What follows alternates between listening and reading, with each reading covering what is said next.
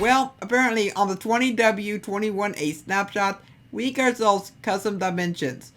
And you might think that that's an April Fool's joke again. And I thought that too. I was like, this has to be April Fool's all over again. But no, Mojang actually did make it to where you can go ahead and make your own custom dimensions. Now, as of right now, it is actually experimental, and it's not exactly like in the 20w14 Infinite Snapshot. It is completely different. But I really don't know how to do it, so I'm not going to be able to explain that. So, sorry about that. Custom worlds are back. Well, sort of anyway. It's not really custom worlds. It's buffet split up into 3 different modes.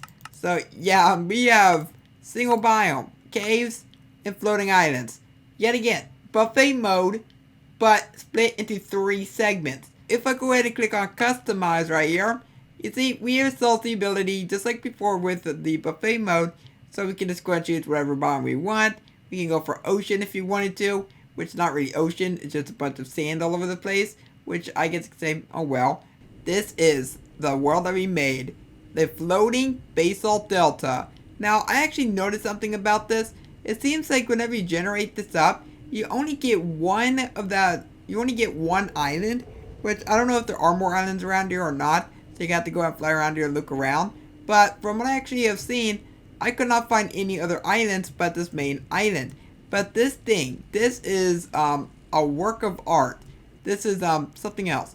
Now also, one thing I really don't like, if you choose floating islands, it's going to go ahead and give you endstone underneath. I think that if you're inside the overworld, I think that should be stone. I do not think that you should be able to find endstone with the floating islands preset. We're going to make sure that we are in creative mode this time, and we're going to go ahead and make this world. Let's go for caves. And let's go ahead and choose another biome. If you're using the caves preset, then everything is going to basically use nether generation, and you still get netherrack all over the place and lava. I really do not like that whatsoever.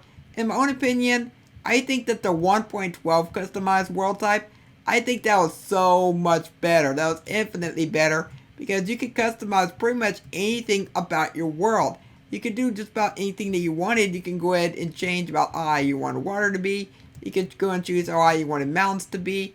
I mean, there were a lot of really cool things going on within that.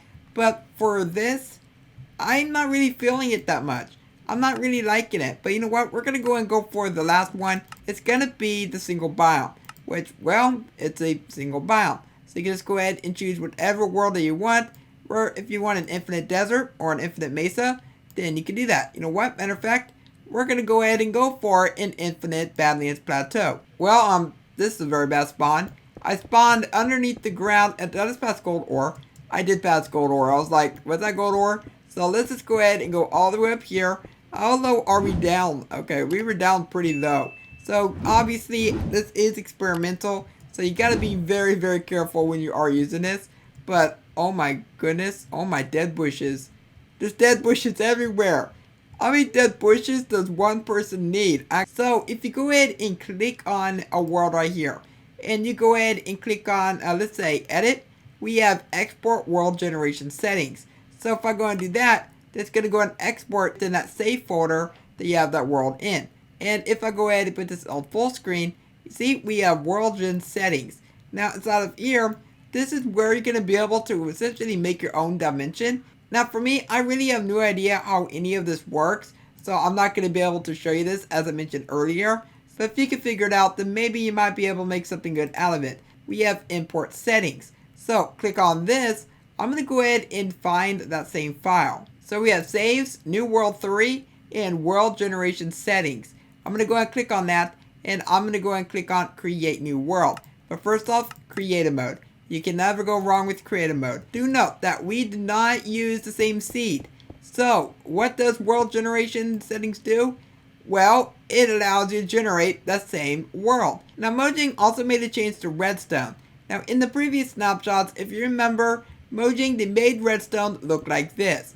But now in this new snapshot, if you go and right click it, it goes right back over to the dot. But however, it's not like the previous versions of the game. We all know that the dot used to be able to go and activate redstone that was all the way around it. But now it no longer does that. As you can see, it's activated clearly, but it's not activating nothing. But if I were to go ahead and let's say change it to the cross, then it's going to go and activate all the lamps around it, because for the dot, it's not connecting to anything.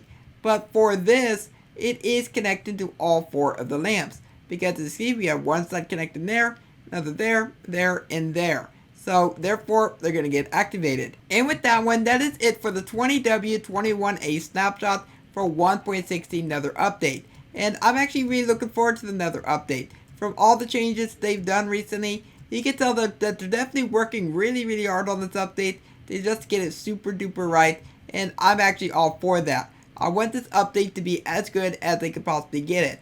But anyways, I would like to hear your thoughts down below in the comments on what you think of this new snapshot, and if you enjoyed today's video, then also let me know by leaving a like on it and subscribe so you never miss an upload. For now, I hope you have a logical day, and I will catch you next time. Bye!